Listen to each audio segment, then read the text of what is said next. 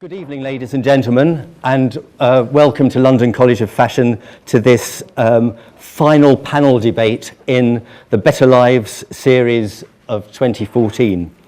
Now, I'm Phil Sams, and I'll be introducing the panel very soon. Better Lives is a core mission of London College of Fashion, and it comes very strongly from Frances Corner, the head here.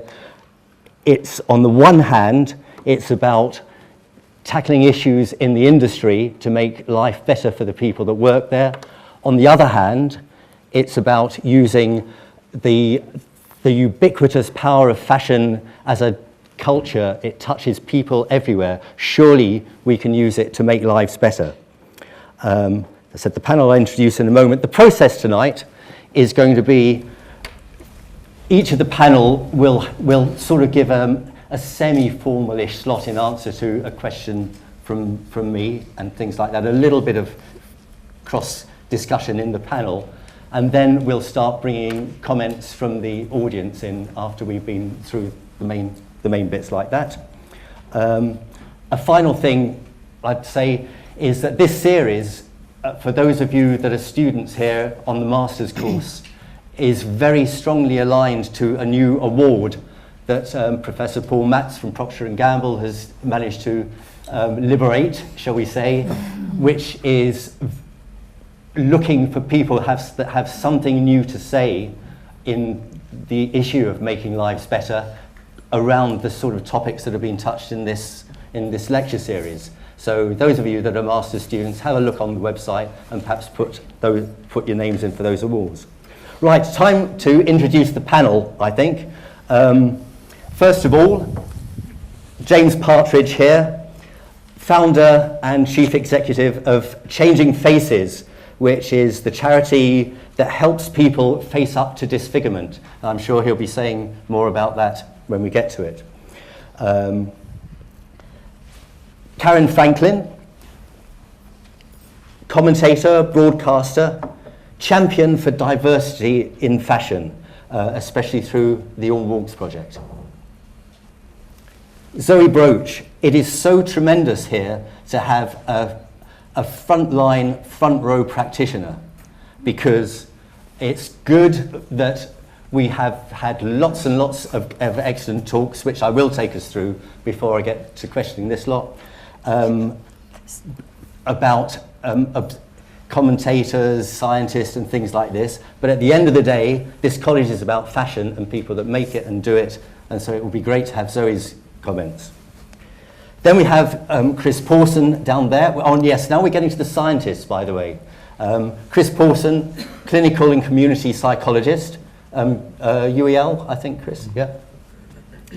Carolyn Mayer, who is reader in psychology here at London College of Fashion. And finally, I should say, in the chair, I'm a scientist, I'm a chemist. And how the hell did I end up here? But that doesn't matter at this time. So that's sort of us, and we'll for sure be introducing what we stand for as the discussion goes on. The story so far, we've had 3 really excellent seminars so far in this series. 2 or 3? 3 so far, Chris. Check. This is number 4. The first one was around the topic of ageism, one might say, and it was Paul Matz and Ross Jennings. And it was exploring the perception of age. And on the one hand, there was a lot of data. Paul was able to show us data that shows that the human brain has a sort of a hardwired predisposition towards what you might describe as prejudice in this age. Therefore, in other words, men, for example, have a predisposition to liking younger women and things like this. And there's vast amounts of data that show that these are subconscious underlying predispositions. On the other hand, that means there's a huge challenge for culture. Culture is the way that you develop learnt behaviour, shall we say, that's far more suitable for contemporary society. So that was the way that Seminar 1 went. Seminar 2 looked at racism, and we had Jodie Furlow and James Lyon talking here. Very pleased to see James in the audience tonight as well, possibly Jodie as well. And this was exploring what you might call embedded racialism in the fashion industry. You know, we know that there are big beasts and dinosaurs in the industry and things like that.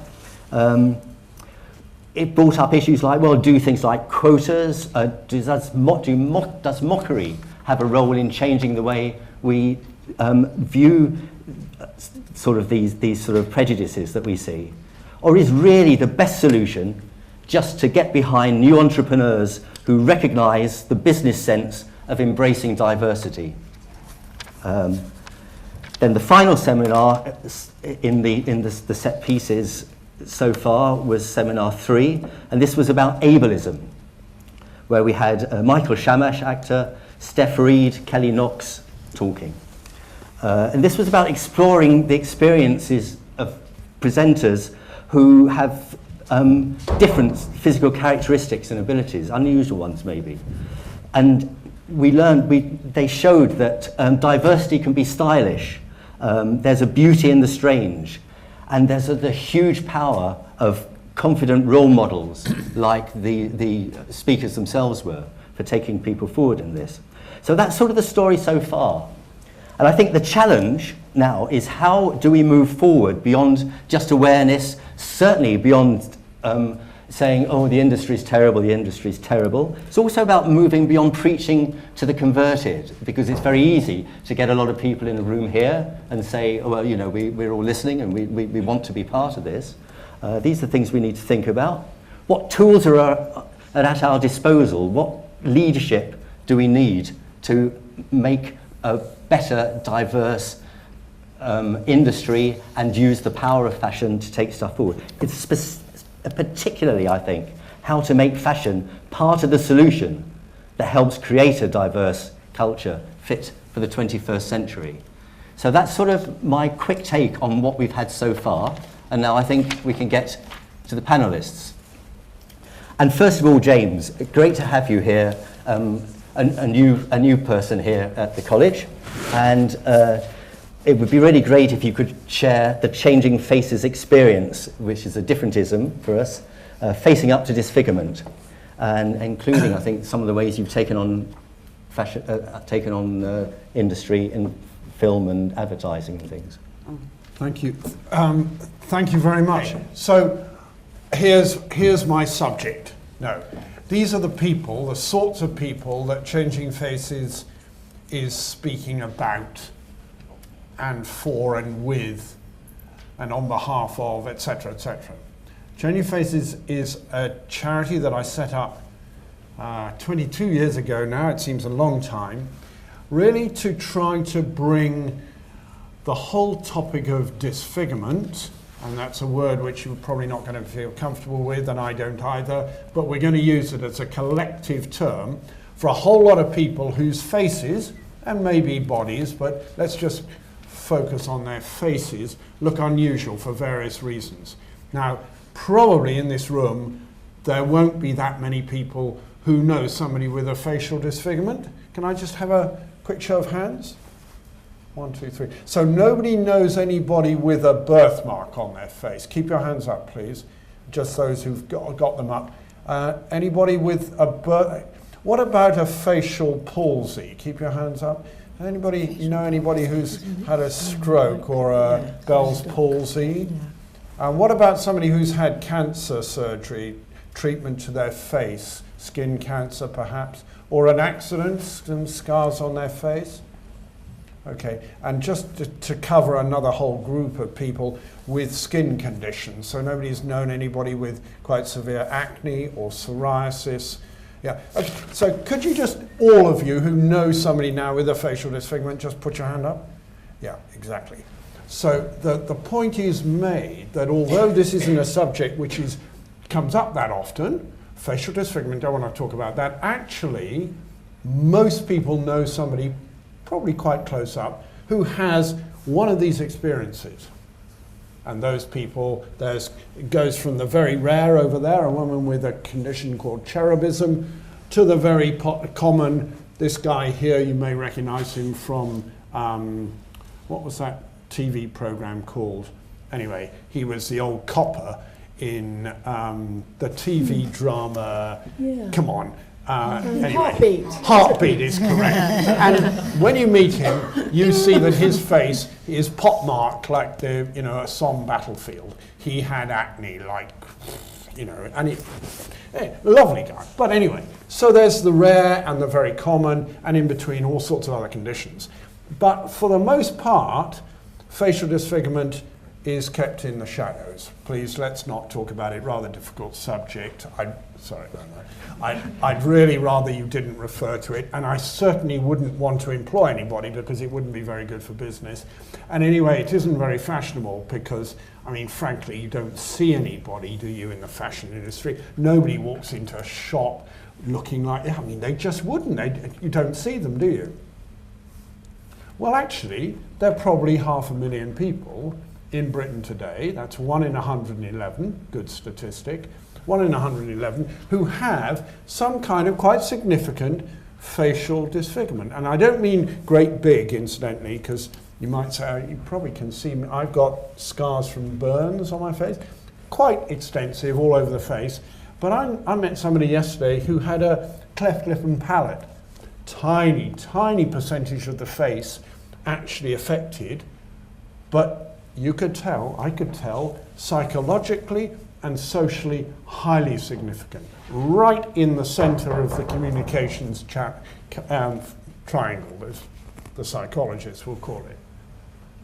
So this is a subject, something like 500,000 people, and the interesting thing is that we did a survey a while back, 5 years ago, and it was called an implicit attitude test, an IAT, and it was designed by people at Harvard University, to actually assess how implicitly biased people were towards those from different races. And so it's a pure test, and it's well tested, because actually if you ask somebody, do you feel in any way prejudiced or different about somebody with a facial disfigurement? They say, no, of course not. No, I mean, we treat you absolutely fairly. But if you do this test, and the same is true, of course, about racism. If you ask, do you treat somebody who's from a different race fairly? Of course, but actually, when they put the students in Harvard, and this has been done many times, and maybe some of you have done an IAT, basically, it asks you to respond quickly or not so quickly to images and say how successful, how socially skilled, how much you would like them in your classroom or your workplace, how happy you think they are. Anyway, we did this test, and it was absolutely amazing. 9 out of 10 people in Britain, in a completely random sample, found it very difficult to associate positive characteristics to somebody with a facial disfigurement. 9 out of 10. Now, you may be the people who actually don't think like that, don't behave like that. But what that study was revealing, and incidentally, you can go and do this test on our website if you want to do it. And we found that people who go to our website and do it, already they are exposed to these sorts of images, and they're starting to get familiar, and they're starting to think, hey, wait a second, this might be quite normal. And only 6 out of 10 people find it difficult. So it's something about familiarizing. So first point I really wanted to make was that this subject, which you thought you knew very little about, facial disfigurement, I don't want to know very much about it, actually it's not that difficult. I've been speaking for about 5 minutes. You probably aren't noticing that I've got a funny face anymore. Correct? Because actually what comes out of my mouth and how I'm behaving and talking and and incidentally, so I'm sorry I didn't stop mid-flow as you walked in, but I thought I would just keep going. I hope everybody's generally okay with that. So that's the first point. Familiarization is a really important thing. Come back to that in a minute. The second thing is that, I'll just talk a little bit about my personal experience. I was in a car fire I turned a Land Rover over at aged 18. You know, I thought I was a really good, clever driver, but I clearly wasn't. And it blew up. And I was trapped inside, and I had 45% burns to my body, and particularly my face. And I was a very trendy, fashion-conscious character. I was wearing one of those very smart roll neck, you know, trendy sweaters, but unfortunately it was made of nylon. So it burned extremely well, and my face and chin particularly were very, very badly burned. The next time I looked at myself was about 4 months later, and I realized that I was no longer part of the in crowd. I was most definitely part of the out crowd. I was an alien. I was a complete no-no. I had no role in this society whatsoever. No, I can't. There's a guy top right, Michael. He had burns as a child, and I've talked to him, and he reckoned that as a 10-year-old he was absolutely out of it. He had no chance in our world. Sorry? Well, thank you. Yeah, thank you. The point about looking at myself in the mirror actually it was a few days ago, the 18th of March, 1971, and I looked at myself as an 18-and-a-half-year-old, and I wrote myself off. My conditioning was such that I looked at people like this, and my whole set of assumptions and stereotyping was negative. And it took me years to rewrite my programming. It took me years before I could look at myself in the mirror and say, I like this, I like what I see, I like this person. And so the second point I wanted to make is that stigma runs deep, and it is implicit in our culture. It's implicit in our films, in so much of our children's visual diet. I'm afraid to say we're at the moment challenging a company called Mind Candy that makes a lovely program called Moshi Monsters. Hands up anybody who's played Moshi Monsters. Nobody's, oh, come on, guys, you're out of touch. Okay, one up there. Moshi Monsters is a children's online game, and it's wonderful. You play it, and you can introduce all these fabulous moshlings, as they're called. And this is played by children between about ages 4 and 8. And of course, in this entirely imaginary world, there has to be some baddies. You know, you've got to have some nasties, because otherwise you wouldn't have goodies. And anyway, so the baddies have been constructed in a family called the Glumps. Yes, not the Flumps, the Glumps. Anyway, the Glumps have such fantastic names as Freak Face and Fish Lips and Bruiser and Podge and Pirate Jack. And they have names, the descriptions of them. Remember, this is for children between the ages of 4 and 8.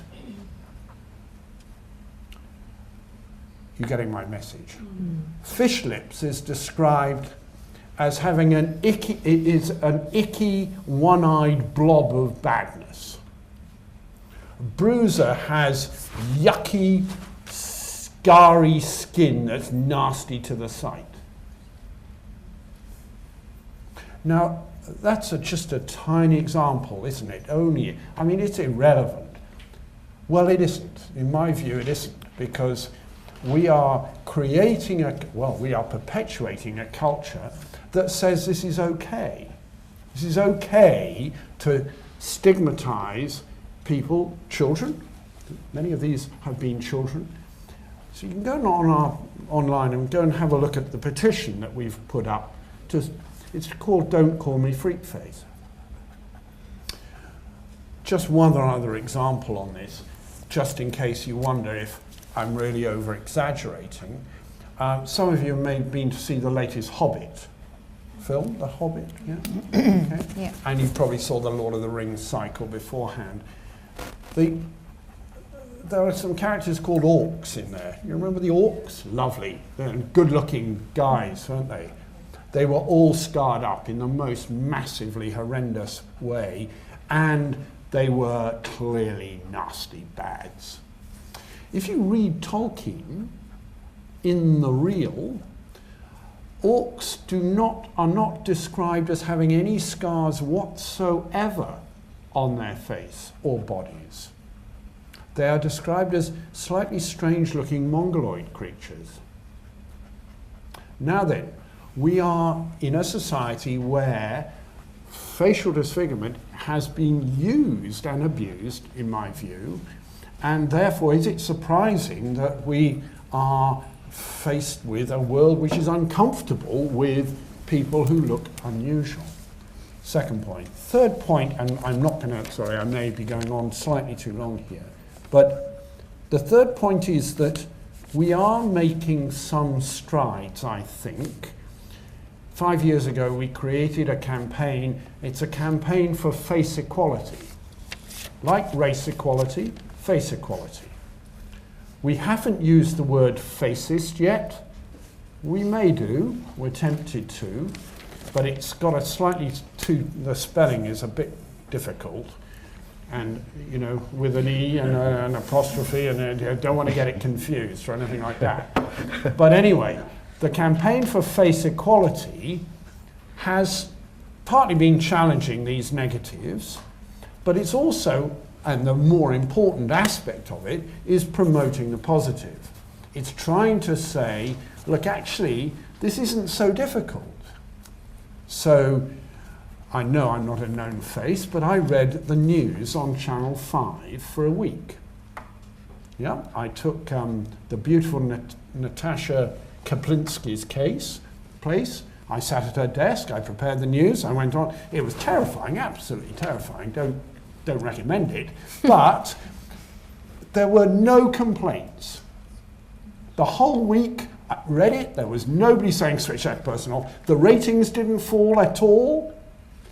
And the media was astonished. What? You mean somebody looking, what? And it was a great little stunt because it said, oh, wait a second, guys, where are we getting all these assumptions from?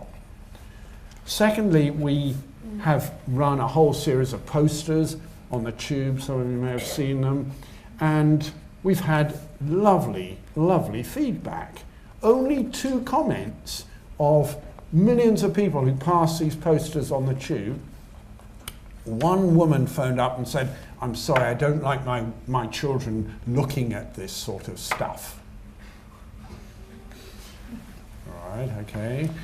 And one woman sent an email saying, you really oughtn't to show these people, you know, in public.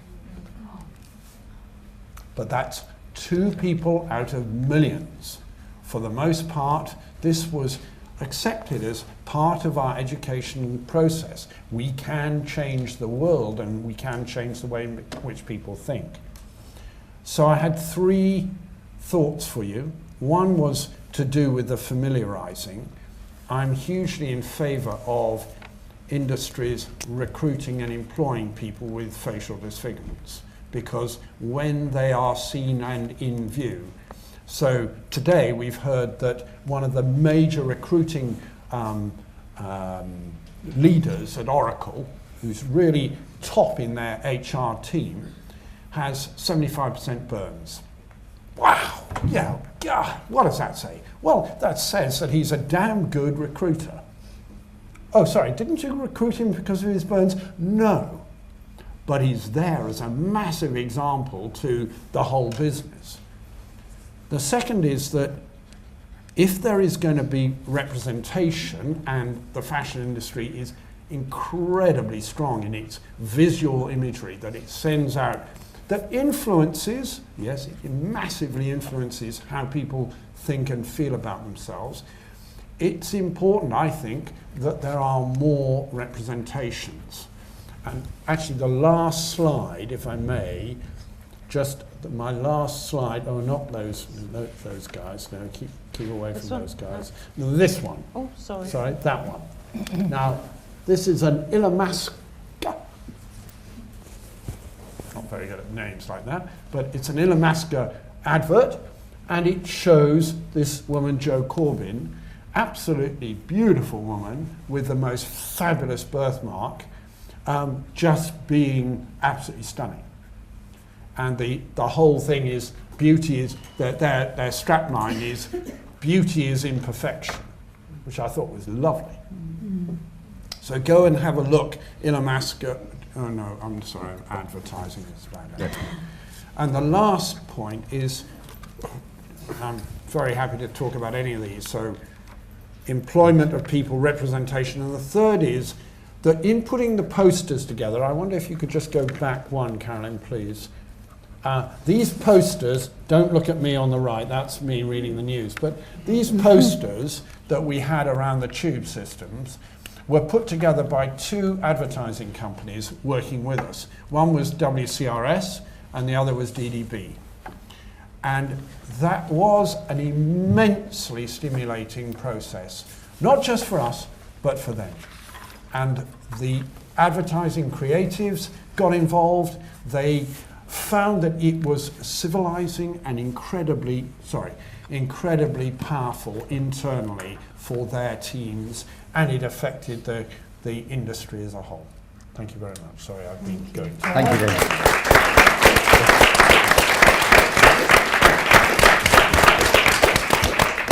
Lots of stuff that resonated there.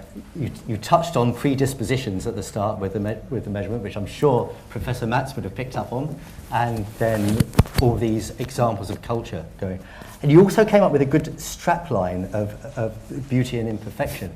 And mine, no, it's Illamasqua's. Illamasqua's. Yeah. But it was still a strapline that came there. And this brings me to, well, Zoe Broach, I'd like to ask you in a moment. And Michael Shamash last week was talking about diversity is cool, diversity is stylish, and it would be great to hear what you, as the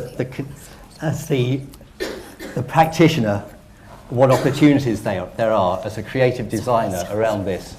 Okay, I sadly missed the other seminars, and I heard such amazing things from them. So I'm sorry if I'm a repeat, but when I was first asked to do this, the first thing I thought of was the show that came out of LCF that Rob Phillips did.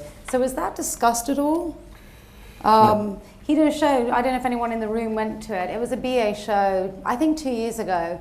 And if you didn't go and you haven't seen it, I really suggest you try and watch it, because I felt that LCF should be very proud, and I thought it was, I mean, I don't go to shows a lot because obviously I'm not that side of the fence, as it were, but it was the most exciting, and it made me smile, it made me feel really whole, and it was diverse of everything you can imagine. And it was a little crazy in places, but it felt I felt really at home in that environment.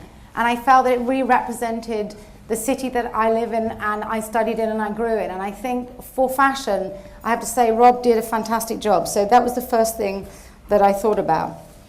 And my second thing was that I realized that the time that I studied in London and grew up in London was in the 80s into the early 90s, and I felt, as I was saying to Karen earlier, very privileged and honoured to be at that time, although it was a really tough time in many ways. I realised I think it was really a diverse time. It was a really open time. It was a very raw time. The world globally, economically, kind of collapsed just as I left school, which didn't really mean anything to me. But and I remember calling London like it was like a concrete garden. It was really, there was like one place in the whole of London that was 24 hours.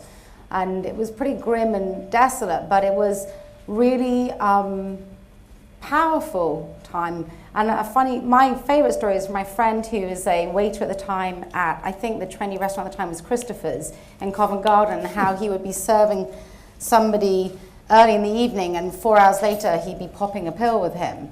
And what happened at that time was there was this real fluid diversity between everybody.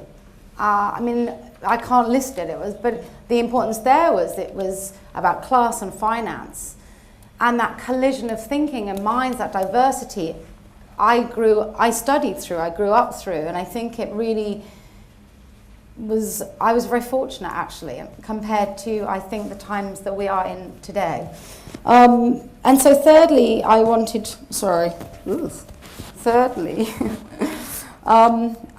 share with you some visuals of work that we've just recently done. And yes, I'm not sure I would call us a fashion label anymore, but we definitely are rooted in making clothes. But over the years, and I guess along all of our work, even when we're making clothes, sort of reality is restrictive for us. So recently we had a fellowship at the Stanley Picker Gallery, and we spent a year thinking about what we wanted to say and do, and we ended up creating an installation that you walk down a tunnel to what was like a little chamber. And for us, that chamber was like this place of possibility, where it was like summoning up anything, any identity, any possibility that you could be.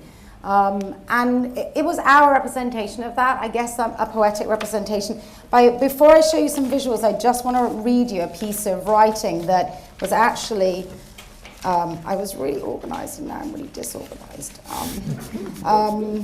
That was as you went into the exhibition, and it's written by Helen Sixu, written in 1975-76, and she still is an amazing feminist writer, but for me this is for everybody.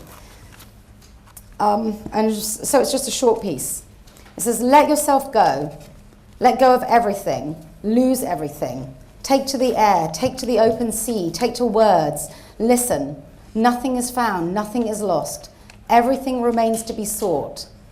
Go, fly, swim, bound, descend, cross. Love the unknown. Love the uncertain. Love has what not been seen. Love home, who you are, whom you will be. Leave yourself. Shrug off the old life. Dare what you don't dare. It is there that you will take pleasure. Never make you here, anywhere but there, and rejoice. Rejoice in the terror. Follow it where you're afraid to go. Go ahead. Take the plunge. You're on the right trail. Listen, you owe nothing to the past. You owe nothing to the law. Gain your freedom. Get rid of everything. Vomit up everything. Give up everything. Give up absolutely everything. Do you hear me? All of it. Give up your goods. Done? Don't keep anything, whatever you value. Give it up. Are you with me? Search yourself. Seek out the shattered, the multiple I, that you will be still further on, and emerge from oneself. Shed the old body. Shake off the law. Let it fall with all its weight. Let it fall with all its weight, and you take off and don't turn back. It's not worth it. There's nothing behind you. Everything is yet to come. One can emerge from death, I believe, only with an impressible burst of laughter. I laughed. I sat down at the top of a ladder whose rungs were covered with stained feathers, vestiges of defeated angels, very high above the rivers of Babylon that twisted between the lips of the land that has always promised, and I laughed. Okay. So the show that we did, these are only stills, and the show was a room that had these stills plus 4 projectors, including the floor. And how we shot them was we projected 3 projectors with thousands of images onto a body, and then none of that is Photoshop. All of that was just this sort of generative idea of this generative forming. If you like, it's we're very fond of this past, present, future, that you can't just exist in the future. You have to be very, very respectful. I'm just going to see if I can pause. So I want to go back to this one. Yeah. Yeah, so what was happening was, in the studio, let me get to the long ones. Someone stood being projected against with film and stills and processing and coding with thousands and thousands of fragments of images. And so, if you like, it was trying to create this sense of all possibility.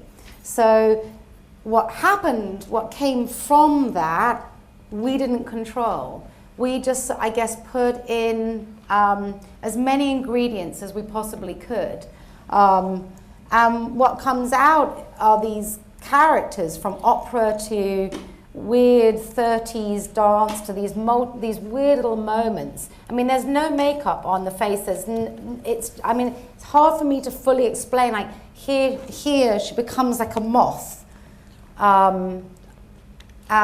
And in this image here at the bottom, if you're like, the trees are, in our eyes, the trees are her dress, and the little tiny piece of flint that's about this big is the hem of her dress. And it's about having that, like so here, here, just in the image to the left, you see a tiny little bit at the end of her finger, and this again is a tiny piece of flint that we felt was like her nail. And so the journey is about kind of being open to all these fragments of history, everything that your body is the trees, that we don't have to be a place where we are restricted in design by what reality is, and that going forward that's going to become more possible and more prominent in our lives, and how we begin to make those choices, and how I guess it was our journey to look at what those choices could be. I mean, for example, my 13-year-old nephew, he's learning coding right now, and I was talking to him about, because he games constantly, and I was really interested in, within gaming, does he begin to design what he looks like, and how much does he begin to control that? And that is definitely coming into gaming more and more and more. Obviously you have Saints Row, etc., etc. At the same time, he's learning coding on a Saturday morning at the age of 13, 14. So it's just interesting how those new languages are going to begin to exist, and I guess for us, yes, we have to deal with the issues in reality, but to have that kind of understanding poetically that sometimes reality of address or identity can be limiting, and I guess in a way to go beyond that, if that makes sense. I think that, again, we're looking at going now into things like neuroscience, where there's these big projects studying the brain in both America and the States. There's the Russian-supported Project 2045, very much about living forever online, and how we manage that, and the questions that come up there about what is self, what it means to be human, how we think when we look at ourselves, what triggers in the brain. And those are the sort of questions that I guess we are interested in asking going forward. So I hope that shed a little bit.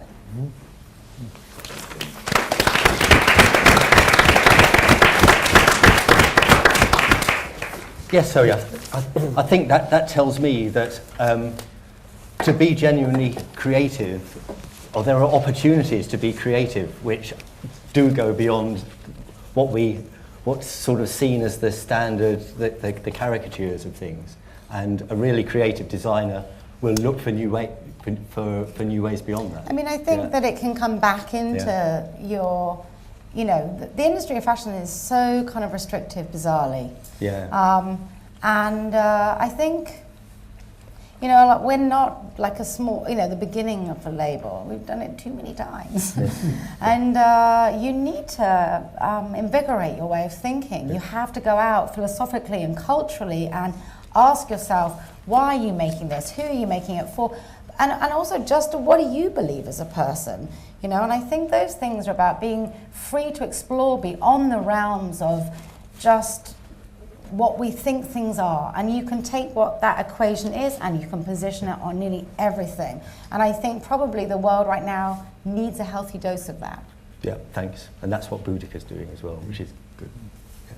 Karin. Yes. One thing, I'm shocked. I was thinking, so one thing is maybe a comment on what Zoe said as the other person very close to the fashion industry, but also, you've been a really close observer and participant in the series so far, and said some comments maybe on Zoe, and then what sort of threats and opportunities and threats do you think this discussion on isms has thrown up for us? And the positivity of normalising things. But then one of the things that struck me the most about the conversation with Steph Reed, who is a Paralympian, with Kelly Knox, who is a high-profile model with a missing forearm, was actually not striving for normality, but actually enjoying being extraordinary. So for me, I think there's lots of things we can take out from diverse opinions as well.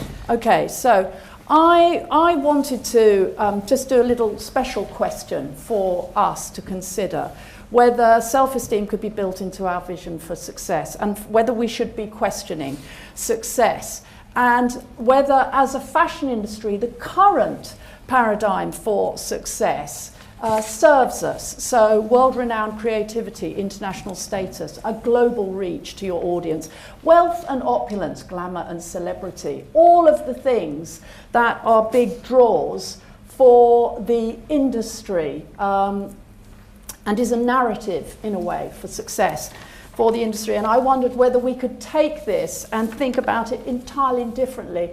And the reason why I started thinking about this to bring today was because we lost another high-profile designer to low self-esteem. So I'm sure everyone's read about Lauren Scott, and we look at some of the other designers and creatives who really got to positions that everybody is encouraged to aspire to.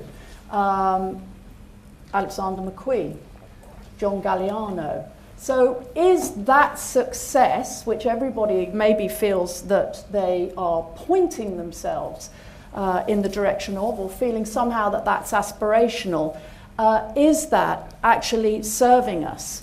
Are we telling beautiful lies to ourselves and others? And how does the idea of success impact on self-esteem?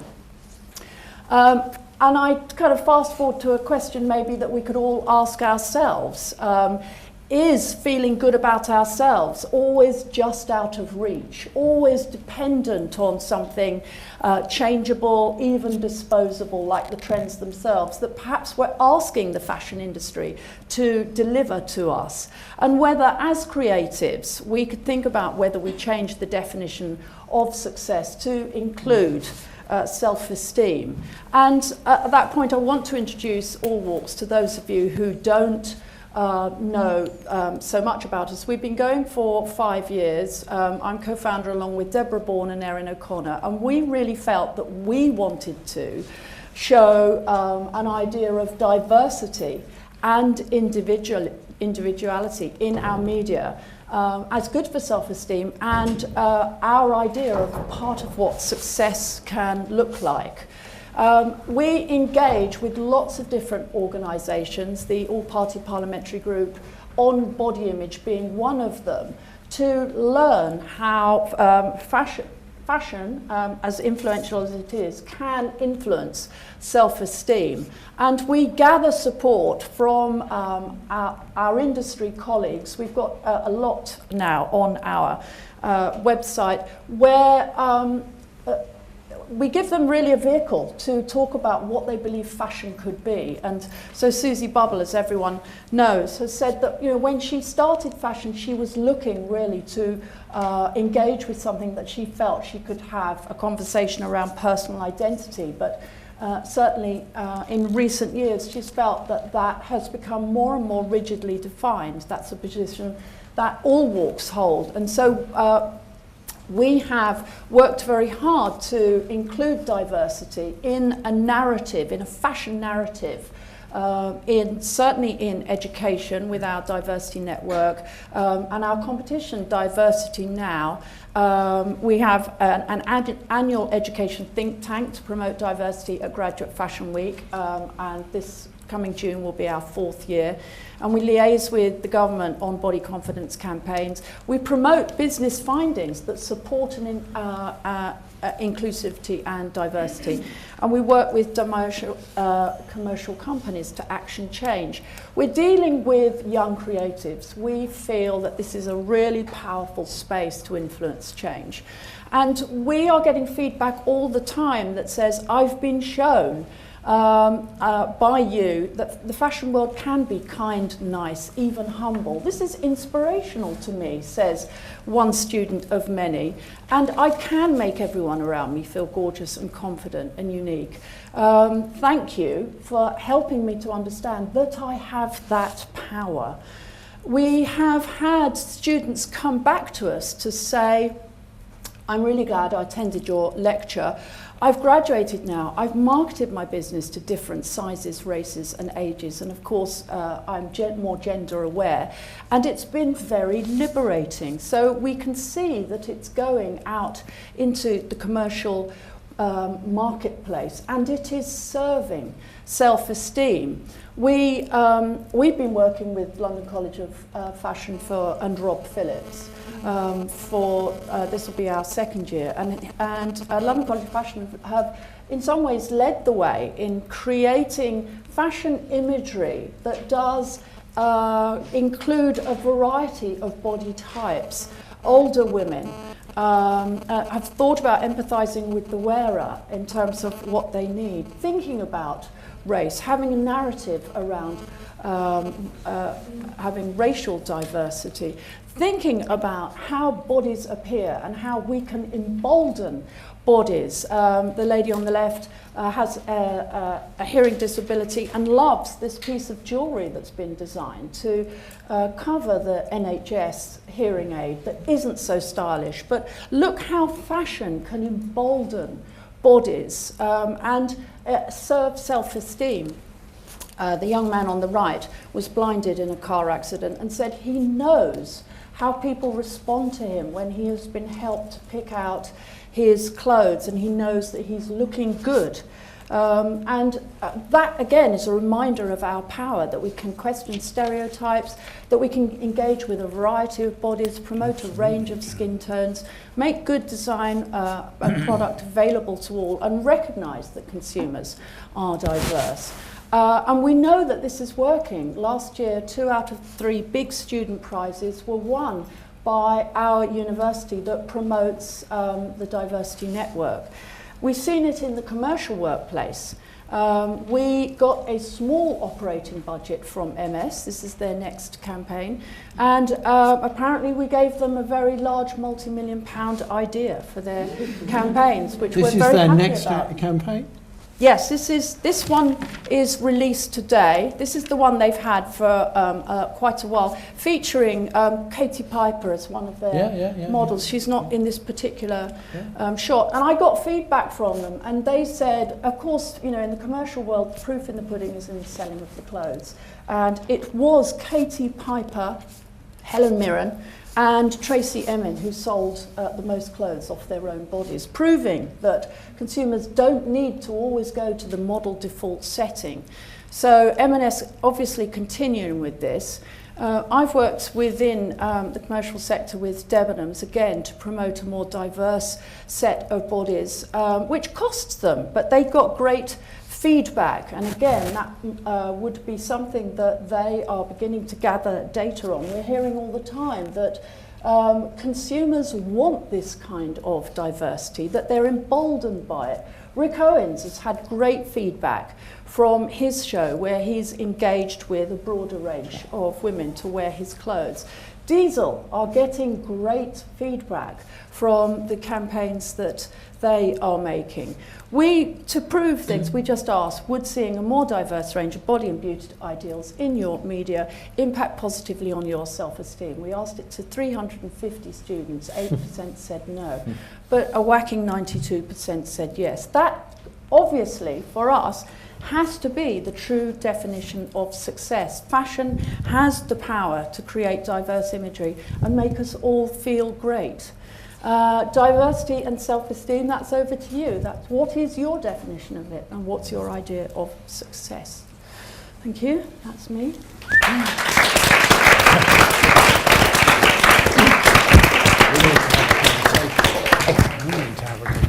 Excellent. Thank you very much, Karen. Yes, I wonder, James, have you got anything you'd like to respond to?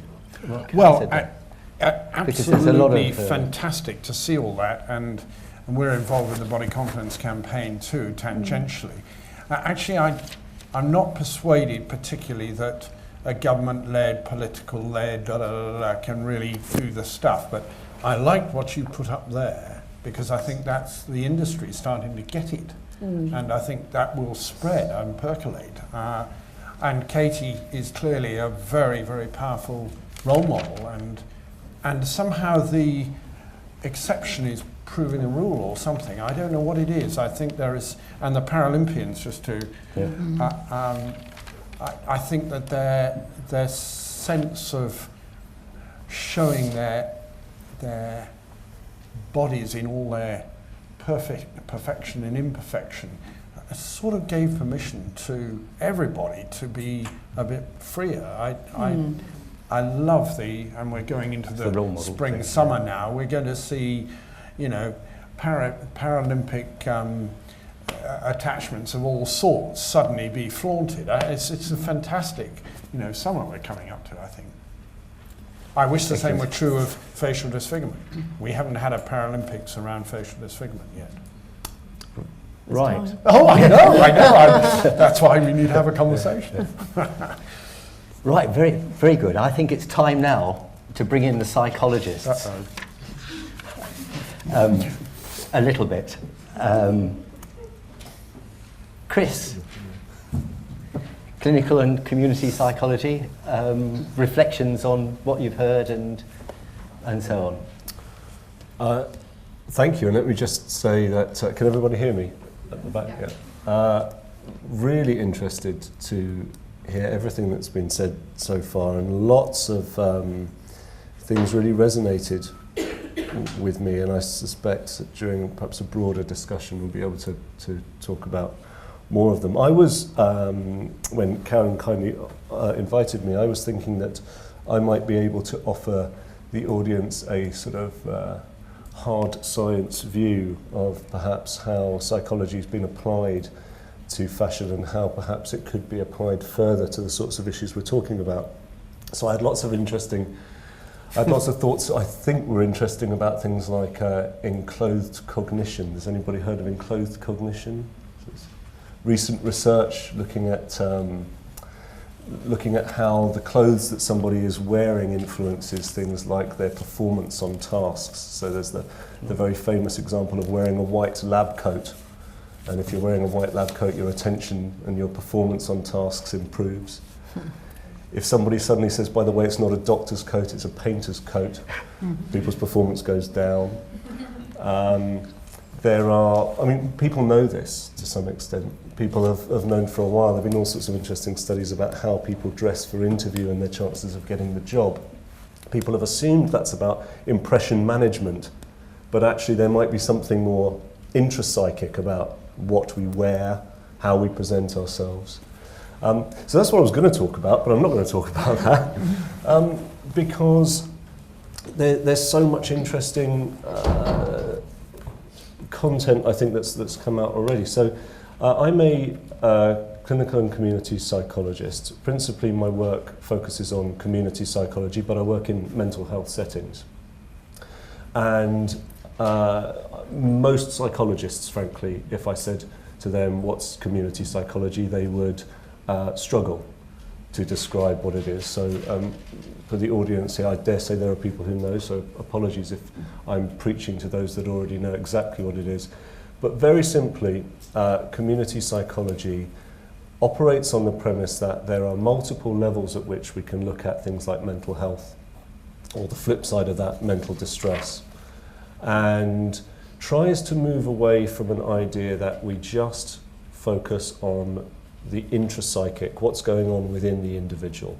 So, for example, come up with a psychopharmacological route to solving it by giving Prozac, for example. Well, what that does is it positions the problem within the individual.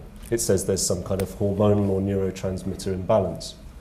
Or the very, very popular approach at the moment, cognitive behavioural therapy, suggests that mental distress is something about distorted ways of viewing the world, and if we can just help you to see the world differently, then everything's going to be okay. Now, moving outside of that and zooming out, you have more systemic ideas where you position mental distress and mental well-being in terms of the relationships between people. And community psychology zooms out even further to the ecology and says, well, actually maybe mental well-being and distress can be positioned in terms of structural and societal issues. Sometimes people's distress or their well-being is not entirely dictated to by the way they have a distorted view of the world or their neurotransmitters not working properly. Sometimes life deals people a rough time. And I think that the zoomed out lens is really where the sorts of discussions we've been having today can be informed, and where community psychology, I think, has a role. So, for example, I think a lot of what was talked about in terms of self-esteem is spoken to by community psychology. I think fashion can be enormously empowering. I think, so to give you an example, I work in a clinic on a Monday with some very, very unwell young people, all under the age of 18. And what's interesting about them is that fashion is enormously individuating for them. In a place where they are not individualized, in a place where life is very often dull, they get very excited about their own fashion and how they express themselves. But equally, of course, the individuating nature of fashion can be very oppressive. And I think that, to give you an example, I mean, those that would seek to oppress people often seek to de-individuate by getting people to, for example, wear all the same things, get their hair cut all in exactly the same way. And so there's a flip side to this, whereby I think fashion doesn't always operate on its most individuating level and doesn't challenge some of the stereotypes. Now, one of the things that community psychology seeks to do is challenge the way we think about things, stereotypes, for example. And I think there was I have a real affinity with what was discussed in relation to designers thinking about why they're doing what they're doing, because community psychology seeks to challenge epistemology, how we came to what we are now, what we understand, how knowledge structures, how fashion has come to be, and challenge why certain things may be oppressive within that. And I'm so heartened to hear that the fashion industry is operating to challenge perhaps oppressive structures, power differential, unhealthy individuation, but also not to harness some of the more empowering aspects. And I think I'll leave it at that. Thanks very much.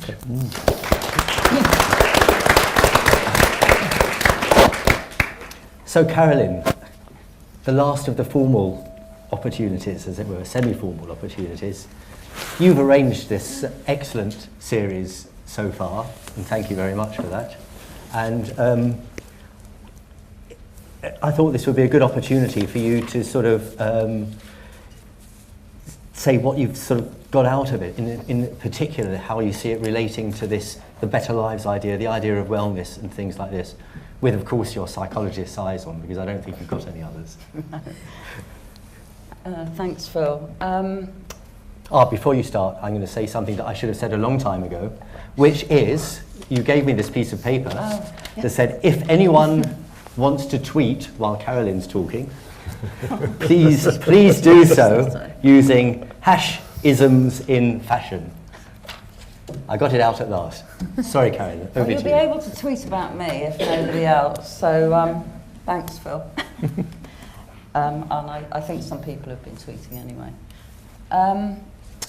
So yes, it's been a privilege to organise the series.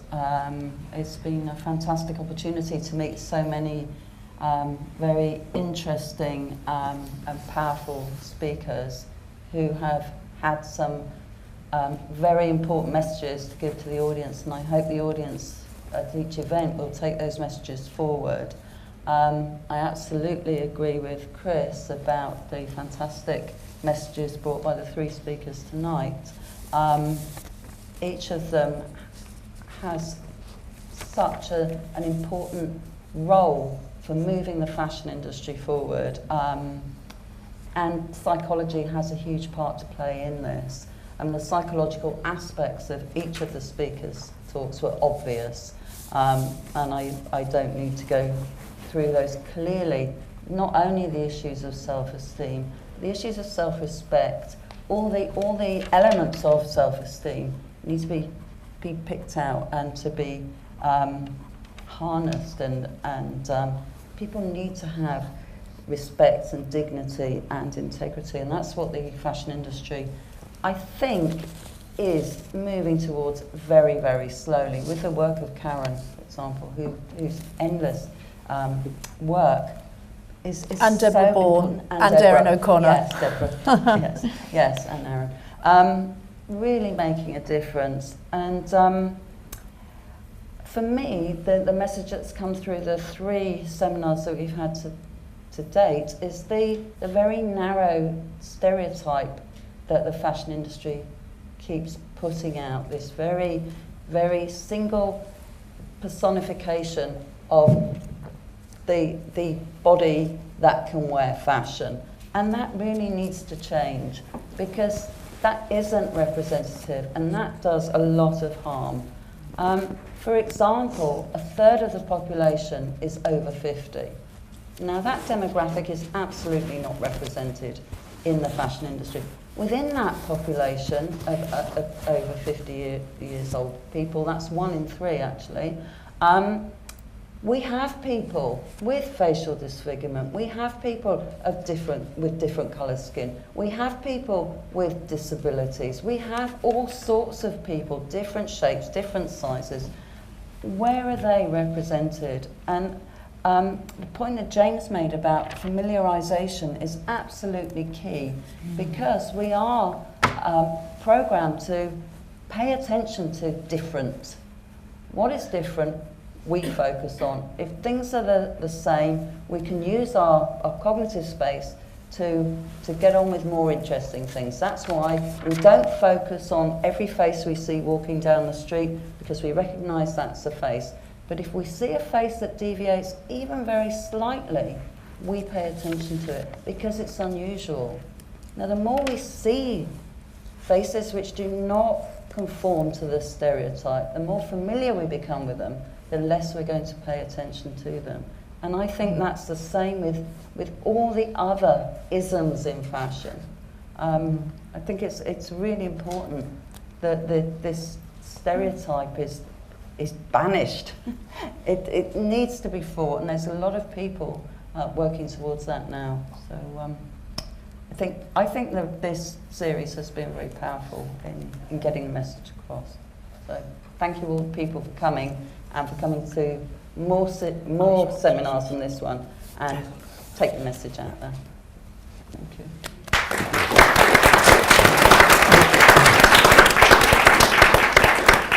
Chris, do you want to respond to that?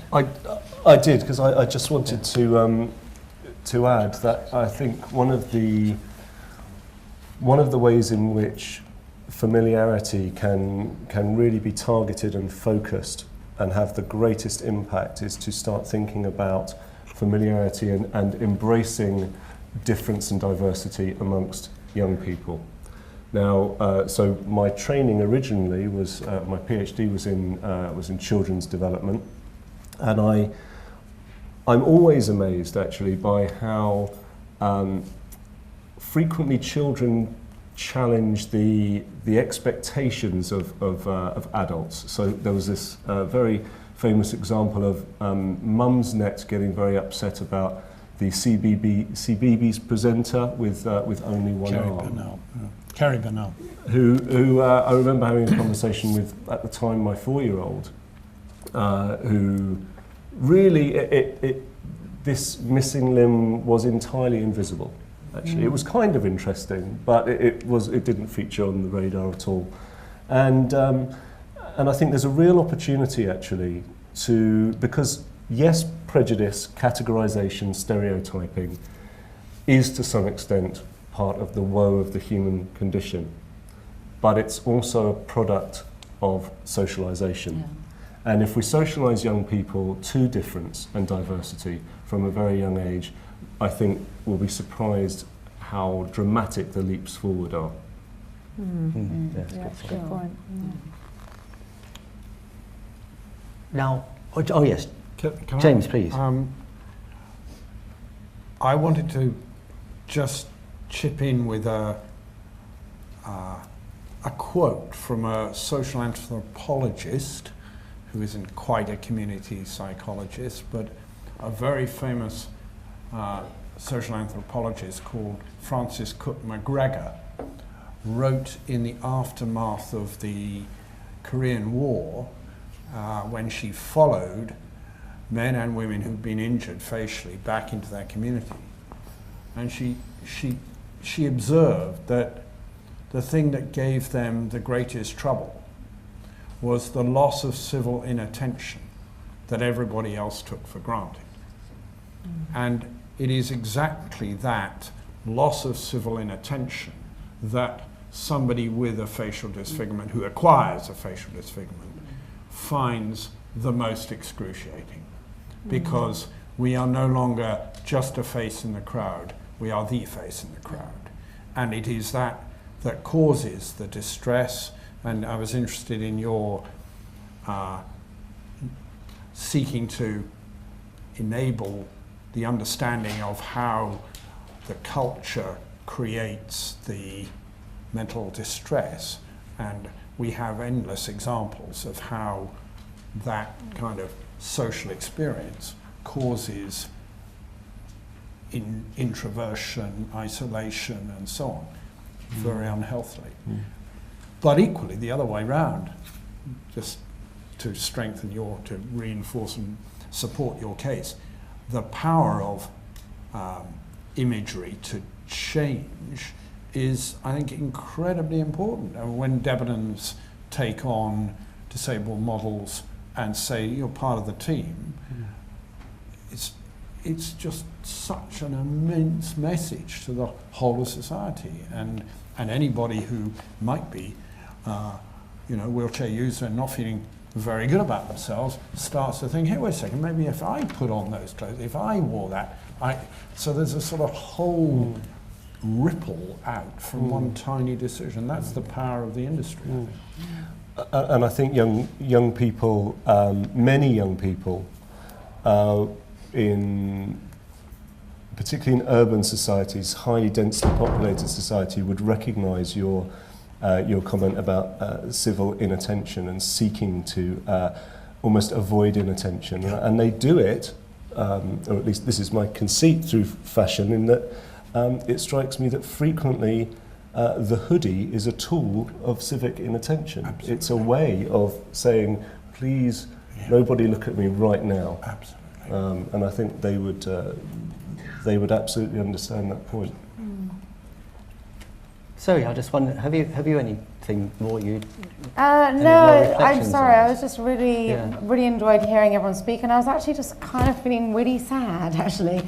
It's just so frustrating when you think about the year that we're in and the amazing sort of possibility. I mean, sad's the wrong way, but I just had a kind of bit of a weird low moment, I have to say, just thinking how frustrating it is that in the world that we're in, but it just blows my mind that we're so narrow and so kind of, so dysfunctional as a society still.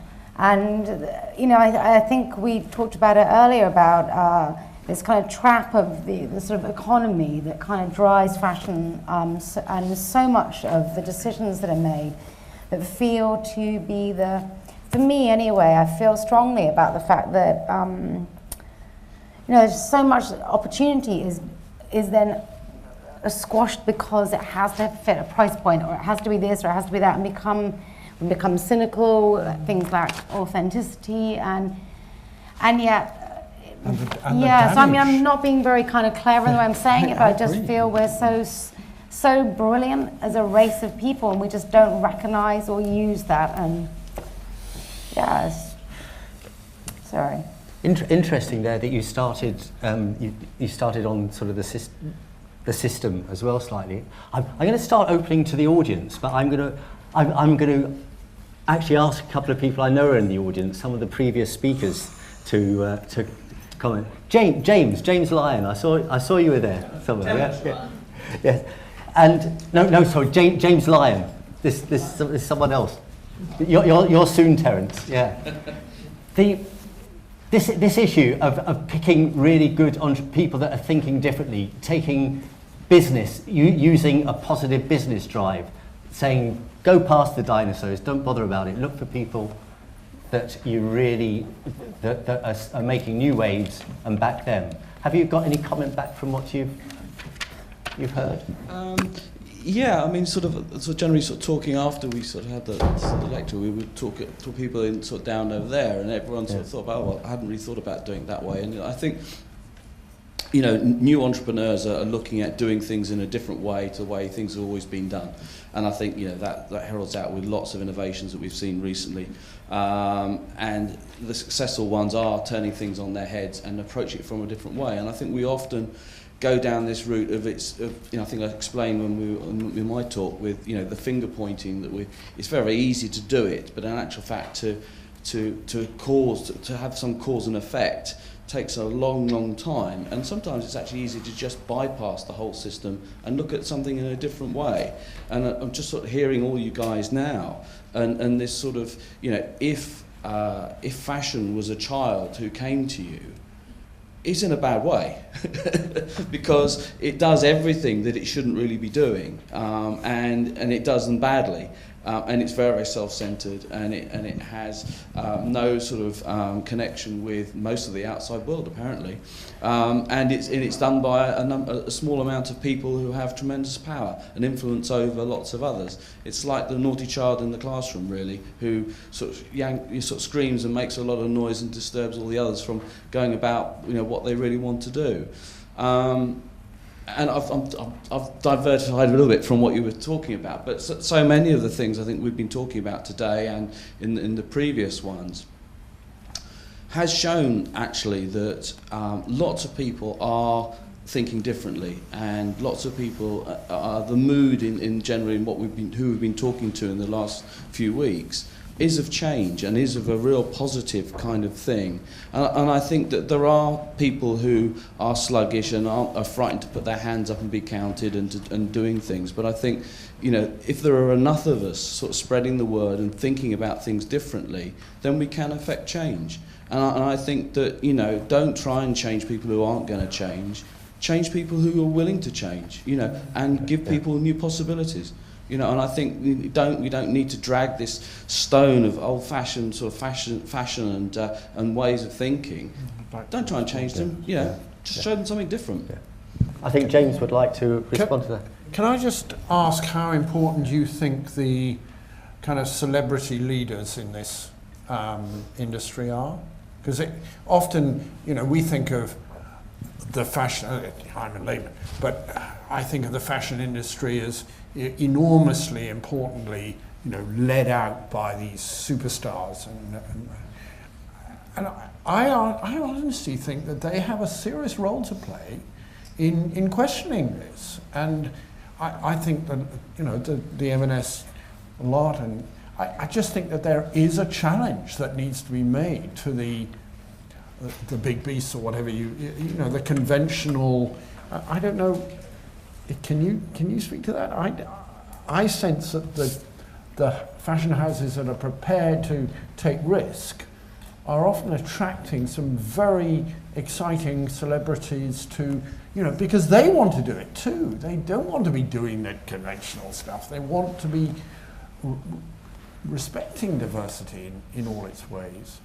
I think we're starting to get that. You know, I think more people are getting on board, and you know, as you say, it is a big social responsibility, whether you side with, you know, a Prada or whether you side with someone who's more innovative in their designs. And you know, the the whole magazine industry and the media industry and around fashion is so absorbing of every single image that is pumped out and that is paparazzied and taken on board, that we're bombarded with all these things, which sort of kind of numbs you in a way, because we're saturated with all these things, and we accept that as actually being the norm. Well, it's not. It's 1% or 2% of the people in the country wearing these things, and everybody else is looking at them thinking, well, that must be the normal, therefore I've got to have it.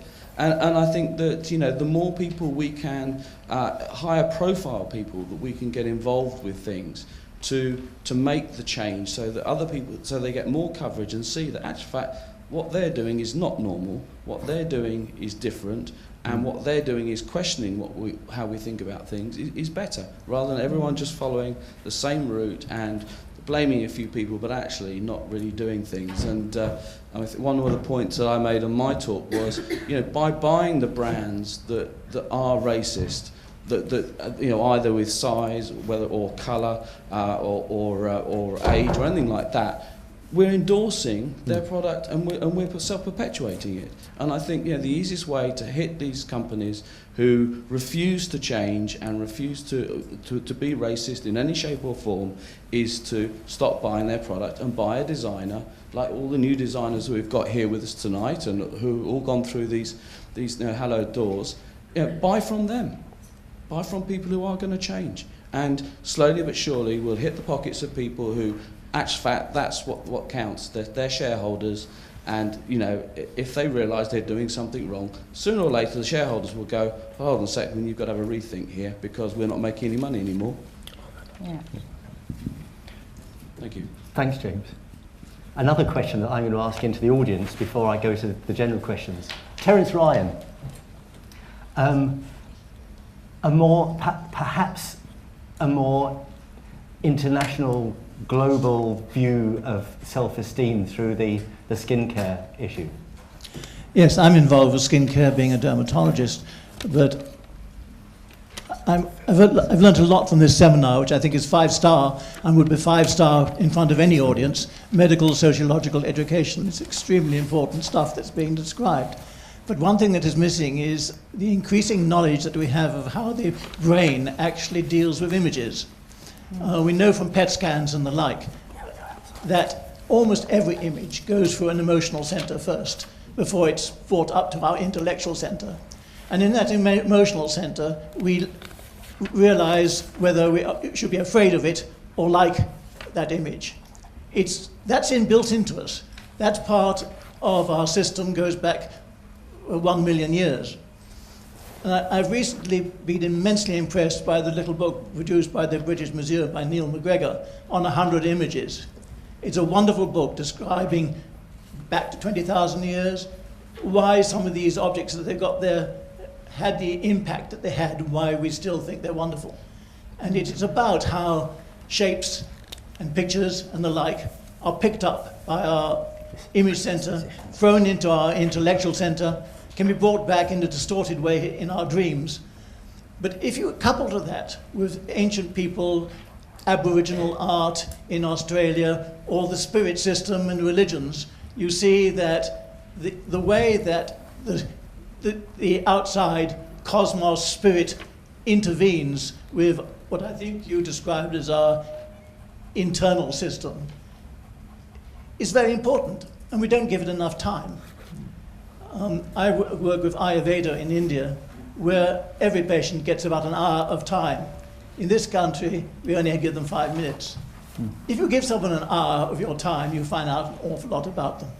I just want to say, but one of the things I learned from James very early on when I first heard him speak, that the various images that contribute to contribution, only one is appearance. The others are body movements, speech, and he used to have workshops which taught people who were disfigured, still do, how to shake hands, how to speak, how not to speak too loud, how not to laugh too loud. So the images you make are not just appearance, and they can be modified by all sorts of things, including fashion. Thank you, Terence. Now, Carolyn's reminded me that we're supposed to finish in 5 minutes. I might run over a small amount, but we need some questions from the audience. So, does anyone have a question or comment? Up the back there, I think. Hi, I wanted to ask James, how was the experience for the campaigns you showed us? I wanted to know how it was for the models, if you want to call them like this. Yep. How I don't know if you had to convince them, how they felt, because I mean, I think it might have been kind of hard to accept to do it, because you said it yourself, sometimes they try to hide themselves, and now to be in the middle of the underground and that stuff, I mean, it must have been, I don't know, I just want to know. Well, we didn't chain them up, I can assure you. The 2 points here. The children, and they were children all under 12, were a very interesting bunch to deal with, because clearly we had to get parental consent and so on. And they were quite nervous and quite anxious about how it would be, and we gave them permission at any time to say, no, I'm out. None of them did back out. But it was a process that was beautifully captured actually in a BBC film called The Billboard Kids. And unfortunately, it's not yet available permanently on iPlayer, but it was quite complex.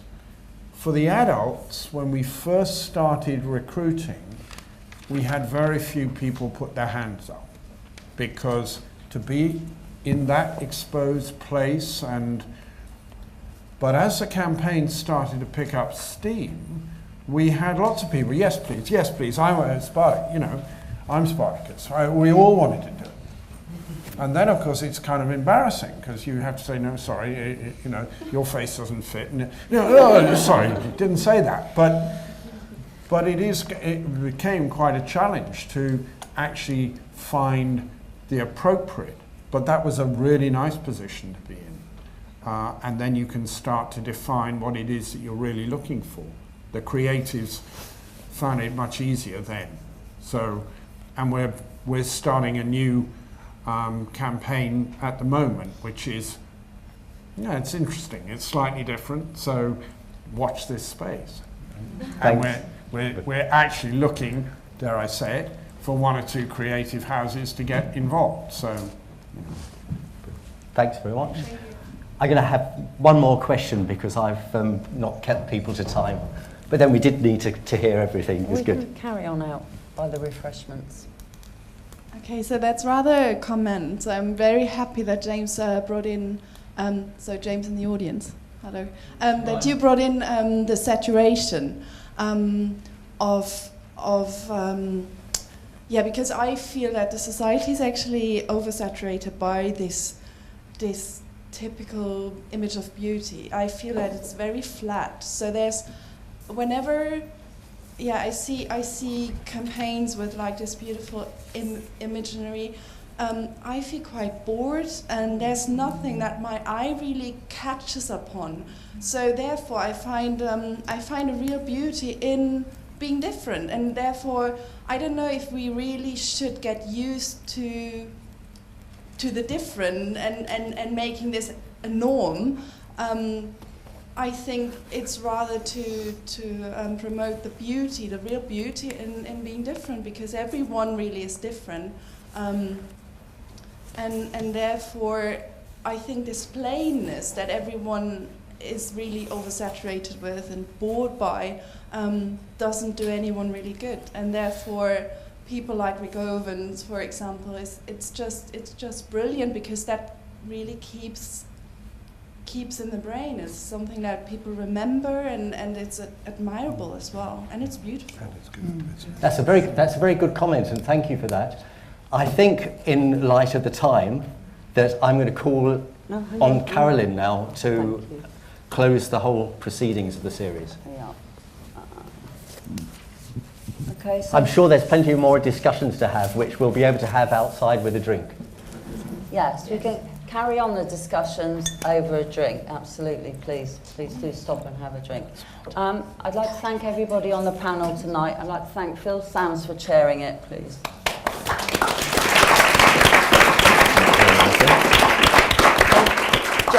James Partridge. Aaron Franklin. Keep going. Zoe Broach. Chris Corson.